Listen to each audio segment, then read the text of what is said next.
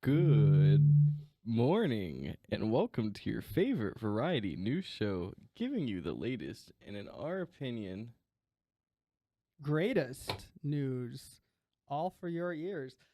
My Someone- name is Dustin, and I'm one of the hosts of the Weekly Roundup, bringing you Showbiz Spotlight. With me today, BS, and some would even say that this is a fantastic part of the Monday experience. I think this is the best part of a Monday, and that's a fact. I can agree with that. You know, Mondays are always rough, but when you're sitting down with Vince Vibes and you're sitting down with Dustin, it's kind of hard to be in a bad mood You can't knowing be in what a you bad got. mood in the studio. It's a good vibes only zone. I completely agree. What do you think there, Vince Vibes? yes, sir. And sorry for that little break. We were actually not on air, so for anyone Oh. listening to us live, Our we banter are was now good. on air. And yeah, I'm Vince Vibes with Vibing with Vince, and I've been feeling pretty all right. I all last week pretty much recovered from an ERCP that I had. Now, for the folks listening at home, what does that mean? That is a kind of procedure where they, stick a camera and some other tools down my throat, basically, Now, without a glass Are of you wine. selling that video on a Patreon or Nope. anything like that? No video to be found, no footage to be found. If you find it, give it to me and I will destroy it. And, I have the video, by the way. and so basically, yeah, because if one doesn't know, I have chronic pancreatitis, which is a condition that I have to live with every day for the rest of my life, unfortunately. Now, what is the pancreas? I heard that it creates pirates. No, not really. So it helps basically make the enzymes that help breaks down all the food in your stomach, pretty much. And Well, I'll tell you one thing. The food in your stomach And might not be insulin. breaking down so much, but the fat in your body has completely broken down. I mean, you look like a new man. People watching on the YouTube have seen it, transpire over the time. But it's an impressive transformation. I was gotta pointing give at a you- camera that wasn't there. Well, that is one thing we need to, I think, bring awareness to. Is today we don't have our friend Anthony, and We we also don't- don't have our yeah. friend Anthony's cameras. More importantly, so Well, we do this- have his cameras. but they don't have any electricity. But when he was supposed to come to my house yesterday, I wasn't feeling good, so I told him not to come. And Do not come. he was going to bring the battery charger, grab the footage, and leave it there, apparently. But since he didn't come, he never told me any of this. And yeah.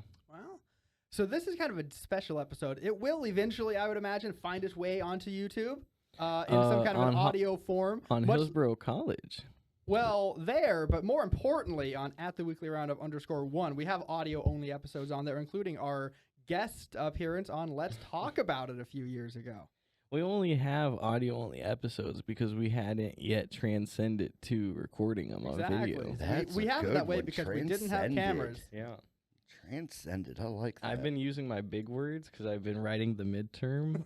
So I've been thinking about college-level words I could use to explain how to explain movies, And Where's the applause button? That thank needed an you. applause button. Wait, it's not. Why is it not even there? What is going on in Where here is today? it? We don't have our soundboard now. Oh. Hey, and you. There it is. There it is. There it is. You came in at Now, we couldn't hear it in the studio, but you guys listening have probably been hearing applause for quite some time. Yes. Anyways, so on today's episode, Vibing with Vince, it's the third week that I'm doing this, and the second week I'm gonna talk about football again in a row. No way. You should have a section all about football. I know we should call it Football Focus, but well, today is actually a special day. Today's the first day that free agency opens, and I have breaking news to break right here on air that both of you probably haven't heard. I think that's a safe bet in my case, yes. That will make both of y'all's days infinitely sadder.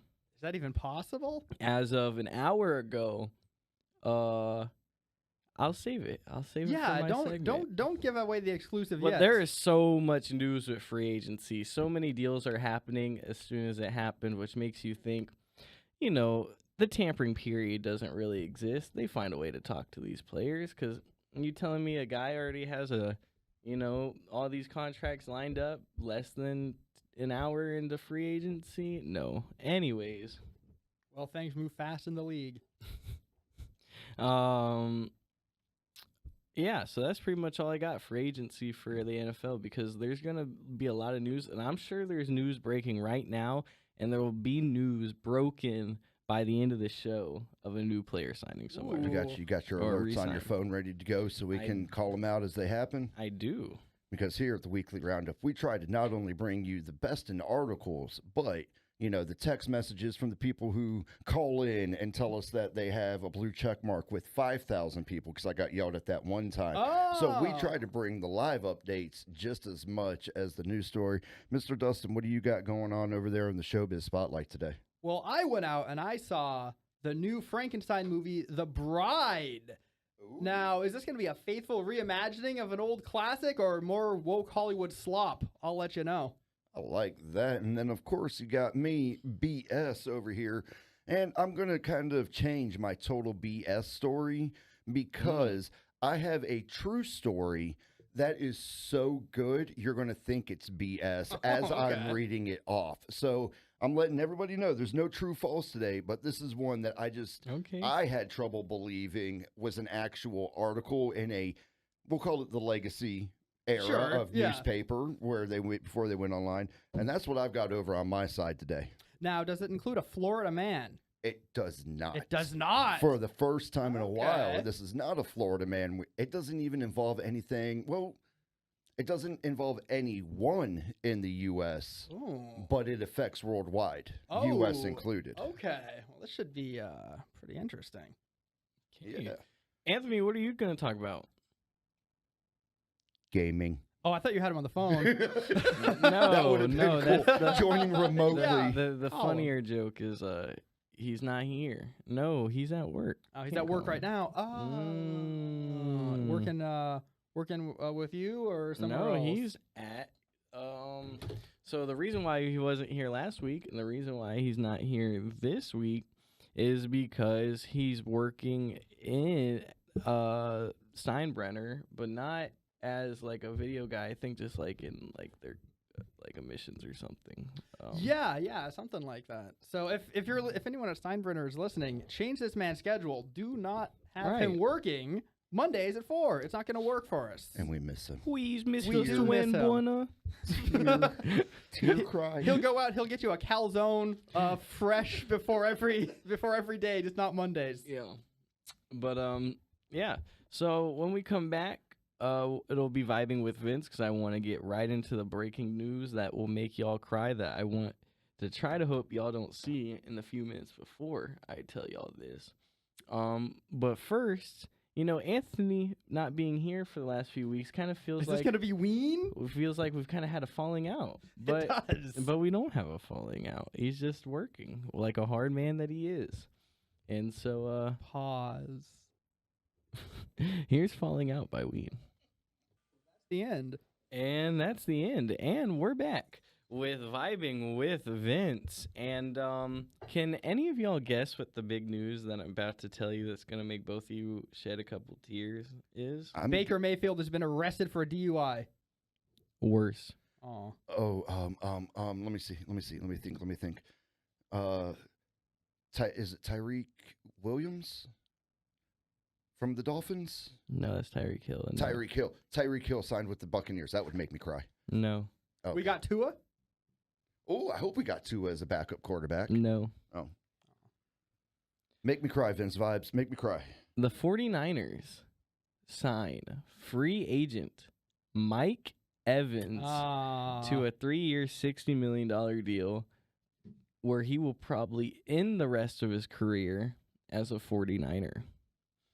Man, going out as a trader is crazy work. Just finish. And normally that's what a lot of players do. He'll probably sign a 1-day contract with the Buccaneers. Like Gronk did. But Yeah, we like know, Gronk did with we'll the remember. Patriots, or what a lot of players have done for their respective teams. Deshaun Jackson did it with us when he came back and retired. And it's just, Mike Evans decided that Tampa wasn't elite enough for him, and he moved on. Now, if you remember last week, I went into kind of like Mike Evans' demands of the team that he wanted. Yeah, they were pretty lofty, if I They were remember. lofty. It was a QB he believes in, a team that's going to guarantee him targets, guarantee him a spot on the roster, and basically treat him like the wide receiver one of that team. And Mike Evans now gets to go over there and do so. Mike Evans, for all seasons but last season, has caught more than 1,000 receiving yards. And it will be a big loss for Tampa Bay's offense. Mike Evans was obviously their keystone piece, for forever. And for him to move on like that just shows he doesn't feel that Tampa Bay is at least 3 years away from winning a Super Bowl.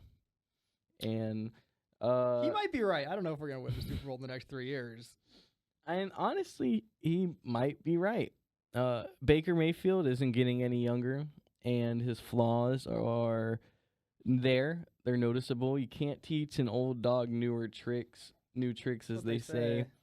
So, and I mean, now you have a running back lineup that only consists of Bucky Irving right now because Rashad White is left. No, y'all signed Kenny Gainwell, one of your signings. Oh, God. Yeah.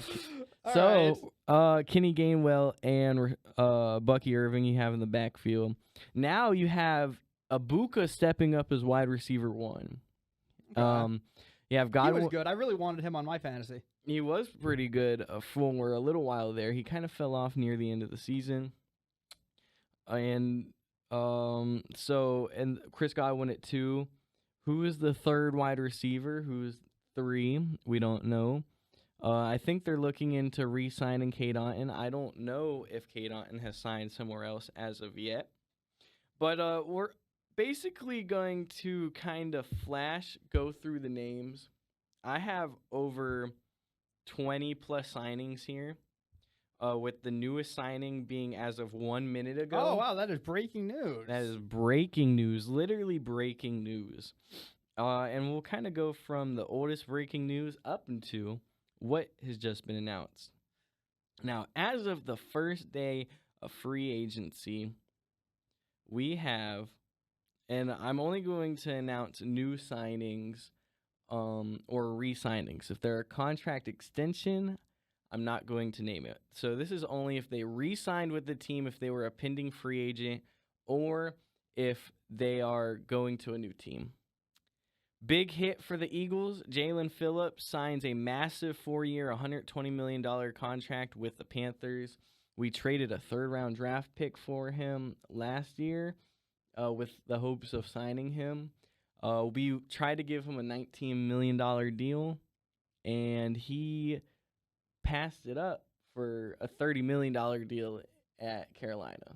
If my math's right, that's about $11 million extra dollars. I probably would have done the same. To play for a team that's 11 times worse. So yeah, but I'll take $1 million for every times worse my team is. The Steelers are trading for Colts wide receiver Michael Pittman Jr. He pairs up with DK Metcalf, and they just swap day 3 picks.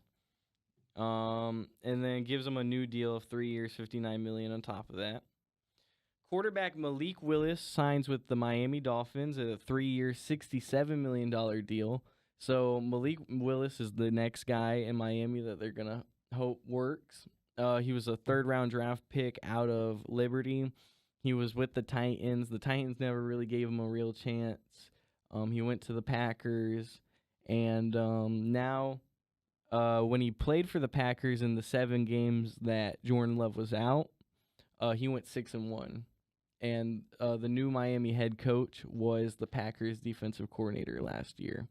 So that's probably the ties and why he got the looks as the starting quarterback for at least this season. Ravens are signing O-line John Simpson to a 3-year, $30 million deal. He was originally a Jet. Free agent tight end Isaiah Likely is signing with the Giants. He was a Raven. 3 moves all at once. Bears sign D-line Neville Gallimore. Vikings sign James Pierre, who's a corner. And Jets sign Joseph Asai, who's an edge. The Jets also signed former Packers pass rusher Kingsley Inagabe. The Jets are signing linebacker Demario Davis to a 2-year deal. Demario Davis has been a Saint all his career, so this is another guy that you're seeing from the NFC South that's put all of his love and craft into one team, and now he's going to spend the last few years somewhere else. And people are fleeing the division, but at the end of the day, can you blame them? Yeah. The Titans are signing Mitchell Trubisky to a 2-year deal to back up Cam Ward and maybe challenge him for the starter position. The Falcons are reuniting with tight end Austin Hooper, who was originally a Patriot. Free agent Kenneth Gainwell signs with the Buccaneers for 2 years, $14 million. The Giants signed punter Jordan Stout to a 3-year deal that will make him the league's highest paid punter. The Buccaneers signed linebacker Alex Anzalone. Oh, we got Anzalone? Let's go. Yeah, I've been wanting that Calzone. for years. Awesome, right? Let's see. Reggie Gillum, fullback, has agreed to a 3-year deal worth up to $12 million with the Patriots. Commanders sign Amik Robinson, corner, 2-year, $17 million deal. Free agent Kobe Bryant signs with the Bears, 3-year, $40 million. Is this like a Mandela effect? Hmm. I thought Kobe Bryant was deceased and played Well, basketball. Here's the funny thing.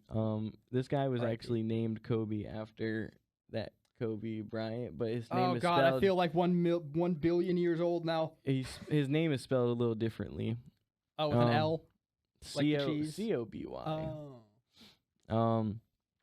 Titans sign Daniel Bellinger. He was the Giants tight end last season.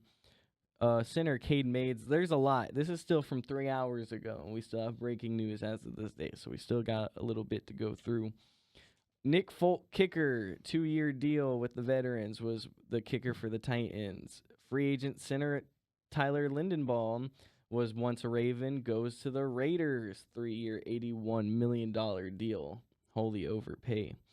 Free agent running back Tyler Algier is signing with the Cardinals, 2 years, $12 million. Travis Etienne, longtime Jacksonville running back, signs with the Saints, 4-year, $52 million, which brings the question to, what happened to Alvin Kamara? Is he still there? Does Alvin Kamara still matter in New Orleans? Free agent Wan'Dale Robinson signs a 4-year deal worth up to $78 million with the Tennessee Titans. He was with the New York Giants with his career up until then. Falcons sign free agent wide receiver Jahan Dotson, who was the Eagles wide receiver 3 for the last few years at a 2-year, $15 million deal. The Saints are signing free agent guard David Edwards. He was once with the Rams. Free agent wide receiver Jalen Naylor is signing with the Raiders. He was with the Vikings. This is when the Mike Evans news broke, so 2 hours ago as of this point. Free agent corner Jamal Dean signs a 3-year, $36 million deal with the Steelers. He's also a Buccaneer that y'all just lost that I actually have not seen just till now. So Jamal Dean was probably one of your best corners. And if not, your best corner. So that's going to be a tough loss to take on that end. Might be a rebuild year for the Buccaneers. It might be. Up. I mean, this could be the time. We talked about this last week, but maybe one of us walks out there. during the tryouts. It's a gets walk-on on. spot. Yeah. Invincible. Somebody from this show is going to walk onto a team yet. I swear to God it'll happen. Well, it's not going to be the guy with the cane propped up against the wall. It's not going to be me Never either. say It's on never. you. It's on you. It's on you, not- Vince. You're the it's not walk-on me. hero. I have, 2 torn ligaments. I never. And so it falls to me. I can't Yeah, play football, surgery, though, yeah. so I don't know what I'll do. Steven, if you're listening to this, Come back. you haven't hosted the show in 3 or 4 months at this point. It feels like 3 or 4 years. Maybe he's been busy. I think it's been way more than 4 months. Actually, Yeah, it has. It's been quite like some time. 8 months. Oh my God, He might be busy actually. where's the practicing. time gone anywhere? For his new football career, we don't know. Anyways, let's not get all sentimental. We got to get right back into We have it. to get into the news. And the Bears are signing free agent linebacker Devin Bush to a 3-year, $30 million deal, which is he played with the Browns beforehand. Browns go around and sign free agent O-line Zion Johnson to a 3-year, $50 million deal. He was with the Chargers. Free agent D-line John Franklin Myers signs with the Titans. He was with the Broncos last season. The Giants are signing linebacker Tremaine Edmonds to a 3-year, $36 million deal. He was with the Bears for the last couple seasons. The Colts are signing linebacker Arden Key to a 2-year deal worth up to $20 million. And the Chargers are signing tight end Charlie Kohler to a 3-year deal worth $24 million. He was with the Ravens also. Free agent Cordell Flott is signing with the Titans, 3 years, $45 million, which some people are already calling the Giants the Tennessee Giants now because of how many people have signed with the Giants as of late. How many Giants players have signed with Tennessee as of today, which a lot of them are following, if you don't know, because their offensive coordinator, Brian Dable, was the head coach who got fired over there in New York just last season. Free agent running back J.K. Dobbins is re-signing with the Broncos on a 2-year deal. The Titans are signing cornerback Alante Taylor to a 3-year deal worth $60 million. The Bengals are signing Brian Cook to a 3-year deal worth $40.3 million. He was with the Chiefs. The Seahawks are re-signing cornerback Josh Jobe to a 3-year deal worth $24 million. The Commanders are re-signing backup quarterback Marcus Mariota. The Packers are releasing Pro Bowl O-lineman Egdon Jenkins, which Philadelphia, if you're listening to this, please pick up Elgton Jenkins. Hey, that would be great for our interior O-line. And as of 16 minutes ago, the Jaguars are listening to trade offers for star wide receiver Brian Thomas Jr. Last season had a disappointing season as the wide receiver 1, and maybe we'll look for a fresh start elsewhere. The Bengals are signing free agent pass rusher Boy Mafe to a 3-year deal. He was with the Seahawks, Super Bowl champions, Seattle Seahawks. Can't say Philadelphia Eagles. Well, they're all birds. That's They're something. all birds. That's something, right? All Nuggets. It always was. And always comes back. Yeah, the jokes keep circulating in here. the Cowboys are signing Jalen Thompson to a 3-year deal worth $36 million. As of 3 minutes ago, he was with the Cardinals beforehand. And as of 2 minutes ago, free agent pass rusher Odafe Owe is signing with the Commanders. He's been playing with the Chargers last few seasons. And there you go. That has been all the breaking news as of now. And it took me like 10 minutes just to get through that list. Just to get to the list. That's hot news, though. Mm-hmm. That is hot news. Literally breaking as we speak. And it's going to just continue and continue and continue. Usually the first week of free agency is when everything happens, and then kind of deals will just kind of happen randomly throughout the summer as teams kind of get more placed in the system they want to put themselves in. That's that's pretty much the, I can't really say anything else unless new signings get announced. The things to look out for, obviously, Mike Evans to a new team. Oh, the news that actually started it off that I didn't say, wait, yeah, I actually didn't say this, I don't think. Super Bowl MVP running back Kenneth Walker is signing with the Chiefs. As like I just said, he was the running back who got the Super Bowl MVP. He was probably the main reason on offense why they won. If it wasn't for him on offense, everything else kind of struggled. But the Chiefs have now picked him up for a 3-year, $45 million deal, which makes him the highest paid free agent running back in history. Oh, wow. Which they really want to get back to the Super Bowl, don't they? Yes, they do. You can't blame them. I mean, you can't blame them. And a lot of people thought the Chiefs were going to draft the best running back this draft, Jeremiah Love. So that places the question of where does Jeremiah Love for the go in this year's draft, who is definitely a first-round pick. And the other question is, does maybe Andy Reid go to a more run-pass system than pass-run system that he's ran pretty much the entire time that Patrick Mahomes has been there?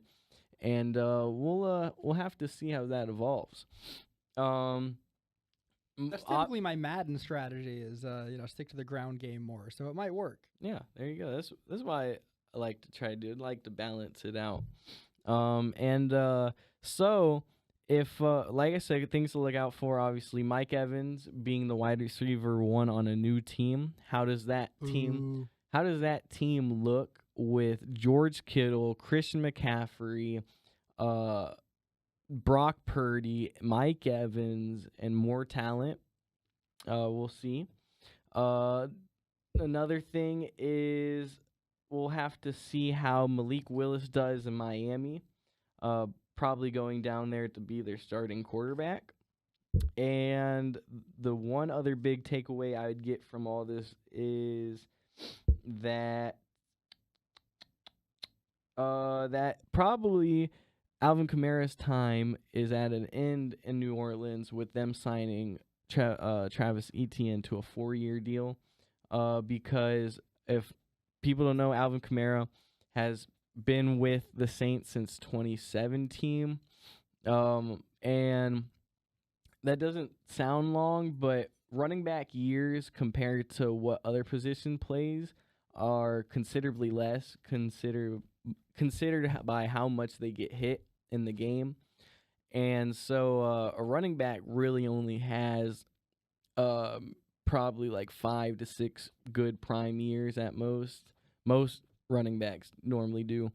Anyways, there's some, odd cases like your Derrick Henrys who last the test of time. But you with Alvin Kamara, he scored the history's all-time touchdown game with 7 total touchdowns. He has been pretty much one of the most famous players, if not the most famous player since Drew Brees to be on the Saints team. And it kind of feels like an end of an era for them because Kamara was a running back that kind of revolutionized that team because he wasn't a run back first. He was kind of like a pass. He was kind of like a perfect blend of wide receiver running back, where they use Alvin Kamara because he's not off the team technically yet. Use Alvin Kamara as somebody to throw to, and they run the ball with him. So for years in fantasy, he used to be that main guy. And last season, how come none of us had him? Well, I was kind of wary of him because I didn't know how he'd fare under Kellen Moore's system, which likes having a more true running back. So I was kind of wary of him. And but I did actually end up drafting him later. Oh, did you? I did, because he fell to like around where I was like, okay, that's good to me. If he doesn't work out, boomer bust, and he busted. Whoa, pause. Last What is going on in this show today? last year. So maybe he gets traded, maybe he gets cut, but for now he's still a Saint. Being a 1-2 combo to now starting running back Travis Etienne. But if there's any more breaking news, I will continue to break it to you, but I will stop letting you hear my voice, because I'm sure you're probably sick of it by now, and go right into the song break to go right back into our next segment, because I'm feeling good. Here's Feel Good Inc. by Gorillaz. And we're back. And we got our good friend over here at Showbiz Spotlight. Oh, am I going next? Oh, wait. No, wait. It would... Wait. It's usually you, I think. It was you last time. No, it usually works around the table, because I I'm thought usually it normally taking works around the table. All right. Well, okay. I then. thought it worked around the table since we got Mr. BS. Anything's possible. So, Showbiz Spotlight. And as I mentioned, I'm talking about The Bride, which is the new Frankenstein movie. Now, you guys might be thinking, new Frankenstein movie? That's that Del Toro movie. That was a good one. This is a different movie altogether. Now, did you guys ever see Bride of Frankenstein? Yes, the old black and The white old black version. and white Yes, one. So yes. that's the idea for this, right? Frankenstein, he's just a lonely guy. He wants to get himself a wife. Yep. Now, usually Frankenstein is kind of a Victorian affair, right? They've got torches and pitchforks and everything. This takes place in 1930s Chicago. Oh. Yeah. And Frankenstein is played by Christian Bale, who you might know as American Psycho or possibly Interesting. Batman. All right. So the fact I haven't heard about this really tells me that, because like I've heard of the movie, but I didn't even know Christian Bale was in it. Yeah, no, I think he's kind of the star power that's Right. attached You to would it, I would you say. would think, Directed by Maggie Gyllenhaal. So the premise any of relation this, to Jake Gyllenhaal? yeah, it's his sister. Really? Yeah. Oh. Jake Gyllenhaal is in here briefly as well. Now, Frankenstein, he comes over to America, gets really into movies. In fact, about a third of this movie is probably just Frankenstein sitting in movie theaters and imagining that he's in a movie. It's kind of like what I heard they did with the Joker Part 2, which I didn't bother watching. Yeah, I didn't watch that one either. No, and I think interesting. Did you see it? Joker 2? I know what happens in it. Okay, but yeah, that's kind of where I am too. But I love how none of us have seen I the movie, and I'm going to didn't start take making the parallels. displeasure of watching it myself. Yeah, I skipped. I skipped that pain as well. But yeah, I do think that there's some parallels between that movie and this one, more so than just him being obsessed with being in media. So he comes over, starts looking for a wife, and then we kind of are going to be introduced to the woman who would be his wife, right? So we've got this 1930s flapper girl, if you guys remember that from American history, right? Or the the kind of liberated women that would go out drinking and smoking cigarettes and stuff. So we've got this this kind of foul-mouthed the flapper girl that's hanging out with these mafia guys and stuff, who is, for some reason, and I never saw an explanation for this in the movie, possessed by the spirit of Mary Shelley, the original creator of Frankenstein. I'm sorry to hold you there, but as of 2 minutes ago, the Falcons signed free agent quarterback Tua Tagovailoa to the veteran minimum 1-year deal.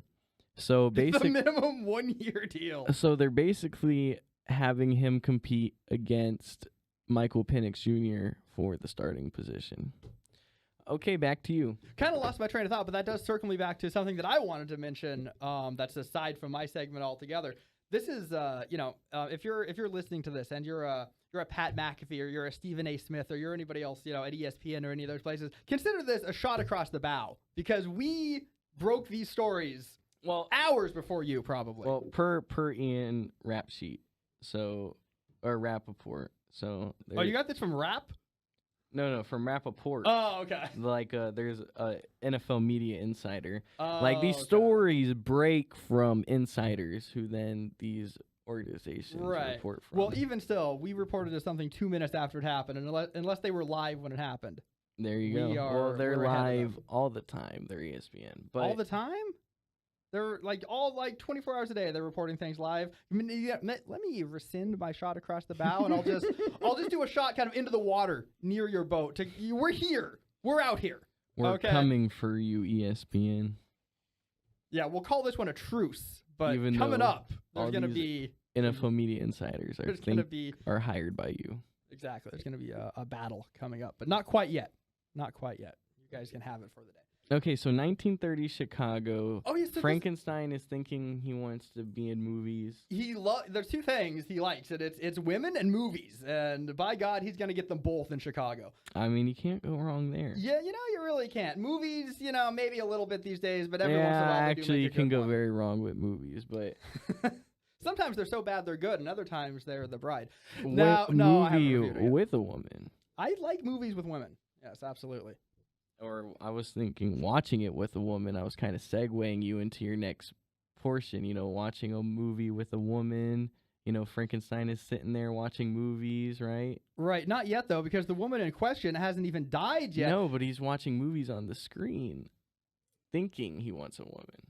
That's what I was trying to lead. Now, interestingly enough, he actually put on a sports bra at one point that said "Want Woman" on the front. I think that was a secret Chris Chan reference. I don't know why they snuck that into the film.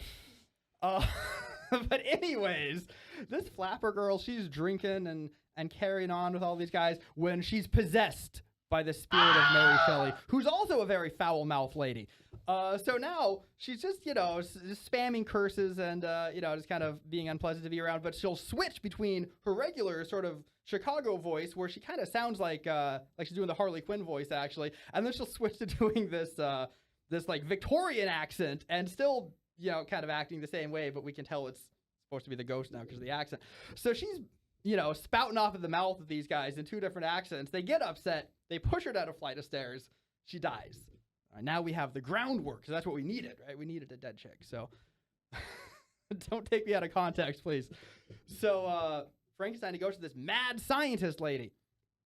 And he goes, you gotta make this happen. She goes, all right, fine. We'll go find your body. So they go out and find her, bring her back to the lab. And Frankenstein goes, nope.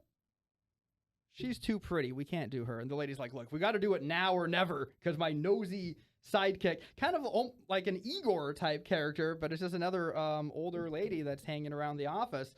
So they bring her to life and everything. And this is where the story really stops reminding me of Frankenstein. And it starts doing a kind of a Bonnie and Clyde type situation, because her and her big mouth keep getting Frankenstein involved in all these brawls around Chicago, and before you know it, they're going on a crime spree across the country. They've got some detectives chasing them, played by Penelope Cruz and some guy, and they're some guy. They're on the hunt, and at one point they go and they meet Jake Gyllenhaal, who is like a big movie actor in this universe too, right? Frankenstein goes up to him. Yeah, mind you, Frankenstein is just going out in public, right? He's putting on a tuxedo. He's going to parties. Nothing done about all the stitches on his face and everything. He looks like a monster, but he's just going to parties like it's nothing. And so he goes and he meets Jake Gyllenhaal at this party. He's like, hey, man, I want to thank you. Like, you saved my life with that movie that you made. And Jake's like, all right, bro, go away. You're not my type. And so it gets into this big thing. The bride of Frankenstein goes ballistic, pulls a gun out, starts shooting people at the party. And now, the manhunt is really afoot, right? I feel like I Go ahead. feel like the director read Dr. Jekyll and Mr. Hyde and got the stories mixed up. Because in what way? Because was that a scientist who was big and muscly and mean sometimes, and not like other times? Well, because in the sense of like the bride having two personas, like two sides, like a. Well, what I think they were doing, I think that they read the script for Joker and said, "Hey, we can make Frankenstein that." Because it's the manic, mentally unwell girl, and I mean Frankenstein's hardly even a character, You know, he's just kind of like this weird simp that just follows her around. The only thing I have seen from this movie is a TikTok clip that goes, when I tried watching The Bride, all I could think of was this one scene in Young Frankenstein. And it's the scene where Gene Wilder is trying to perform putting on a Ritz. That song is in this movie. There you go. That's yeah. why. That was probably the best parallel. That was probably the best thing this movie did, was making a parallel to a far better film, which was, of course, Young Frankenstein. So, I mean, I'm not that I would recommend you run out to the theater and see it, but I'm not going to give away the ending. But if you saw Bonnie and Clyde, you won't be super surprised by this ending either. And speaking of endings, in the end, I'm giving The Bride 2 bags of popcorn and probably a prescription for 20 Xanax, because you're going to need a few of them if you want to get through this thing. Well, wouldn't you need Adderall to get through it? Xanax is for sleep. Yes, exactly. Now, if I was now, not that I know, but if I was, from what I've heard, if I was going to take Adderall, I would not be able to sit through this. I'd rather take apart a toaster than subject myself to this film. So I think if I took some Xanax, from what I understand, I think that would make it a lot more palatable of an experience for me. And this is the second week in a row, at the very least, that I've done a review that I've given a bad review. And I'll tell you guys, I'm getting tired of it. I'm getting tired of watching these new movies with an open mind. I had some maybe preconceptions that I wouldn't like this movie very much, but I went into it with an open mind anyway, and I'm once again disappointed. Your first mistake was watching a new movie. Well, I would actually tend to agree with you. The problem is, what choice do I have? I have to review them. Yeah, every once in a while there are good movies. The Running Man was good. Now, if you want to talk about good movies that are somewhat new, I finally watched Civil War all the way through the other day. That was a good movie. The fact that you said I finally sat through it the whole movie, I've seen like parts and then of the proceeded beginning to say it's a good movie. No, I said I watched it all the way through. I didn't say, if I said I sat, it sounds bad. But I finally watch it all the way through. Because I've seen the beginning and I get busy, play Civilization 6, and then I'm like, I'm not even following this. And turn it off, put on Family Guy or something. But yeah, at least that was a good movie. But I'm so, I think you're right though. I'm so discouraged for new movies anymore. And I mean, we can talk all day about what the problem is with these movies, but the fact is, they're not good. Usually, in my experience, anything that's reimagined, reintroduced, retconned, or just I'm redoing everything is never good. When you're working with something like a topic of Frankenstein, dude, that's almost Americana history, going back to Universal Studios and black and white films. The first multiverse was the Frankenstein movies. So you've got this entire nostalgic, emotional tie. I remember watching Bride of Frankenstein on the black and white screen on Halloween with Creature from the Black Lagoon. Oh, another good one. The original Frankenstein, the original Wolfman, stuff like that. Frankenstein meets the Wolfman is a really good one. So when you go and you try to reimagine something, while you were talking about the review, I'm trying to figure out, is Christian Bale playing Victor Frankenstein or the creature Frankenstein? He is Frankenstein's monster. Victor Frankenstein, long since dead in this one. So, and I'm trying to understand, and it's just so many things going on. And you mentioned Bonnie and Clyde. It sounds like the movie The Highwaymen. I don't know if you've seen that one. I don't think I've seen that. Woody Harrelson and Kevin Costner playing the officers who are chasing Bonnie and Clyde and their side of the story. If you're looking for a good one to sit down with, that's a good one. It's an original telling and everything like that about history. But I feel like the effort from Hollywood is not the same as it used to be. Trying to put out a good product. They're just trying to break even so they could put out something else later. They want to do that. They want to check all these different boxes too, to be like, oh, we made a movie with this, and that in it. So, everybody come watch. Don't be mad at us. And one thing I want to mention about this movie, it had slipped my mind because I must have selectively forgot it because it was so ridiculous. But this is also the biggest Joker parallel, I think, because around the midway, almost at the end of the movie, just for a little context, the bride, for whatever reason, she has this blood stain on her face that they never clean off after waking her up, and she just has this weird black blood stain by her mouth. Right. So she, in her crime spree inspires all of Chicago's other flapper women, and they all start painting these black things on their faces, and they go out and riot. It's like the end. They're just out there shooting people in the streets, and it's like the end of Joker. Yeah, that sounds literally like the Joker at that point. Yeah. But okay, so 2 bags of popcorn, a prescription of Xanax, which you're never gonna come around nowadays. Oh, is that going away now? Doctors have gotten pretty strict at what they're prescribing nowadays. And Frankenstein, who believes he's a material girl. Here's Material Girl by Madonna. When we come back, we'll end it off with BS. And we're back. And if you're listening to us on Hillsborough College Hawk Radio on Live 365, thank you. If you're listening to us on Hillsborough College Hawk Radio's YouTube, thank you. If you're listening to us at the Weekly Roundup _1 on YouTube, have my soul, I love you. We finally have the disgusting sound effects back. It's like Steven's in the room. No, the ghost of Kevin Spacey's never left, so the disgusting Where noises is he? keep going. And anyways, go for it, Mr. BS. Say your story, and then we have to leave. All right.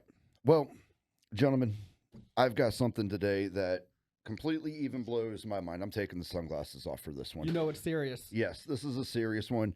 Now, Would have been this better if the cameras were rolling. This is reported by the New York Post as of March 5th. So it falls within the Weekly Roundup. It happened last week. So we're going to include it in this.